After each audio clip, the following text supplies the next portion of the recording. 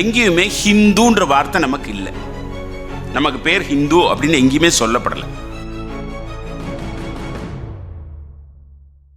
நம்மளுடைய வேதங்கள்லையோ அல்லது ராமாயணத்திலேயோ அல்லது மகாபாரதத்திலேயோ புராணங்கள்லையோ எங்கேயுமே ஹிந்துன்ற வார்த்தை நமக்கு இல்லை. நமக்கு பேர் ஹிந்து அப்படின்னு எங்கேயுமே சொல்லப்படலை. நமக்கு ஹிந்து அப்படின்றது பார்சிகர், அது பெர்ஷியா நம்ம நாட்டுக்குள்ள வந்த பிறகு சிந்து நதியை தாண்டி வந்தாங்க. அவங்களுக்கு சிந்துன்னு ஒலிக்க தெரியாததுனால அதை சான்றது ஹி அப்படின்னு ஆகி ஹிந்து வந்தது நமக்கு. ஆனால் அதுக்காக நமக்கு ஒன்றும் சிரமம் இல்லை. அந்த அந்த பெயரையும் நம்ம ஏற்றுக்கிட்டோம்.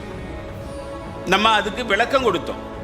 ஹிமாலயம் சமாரபிய யாவதிந்து சரோவரம் தம் தேவநிர்மிதம் தேசம் ஹிந்துஸ்தானம் பிரஜக்ஷதே.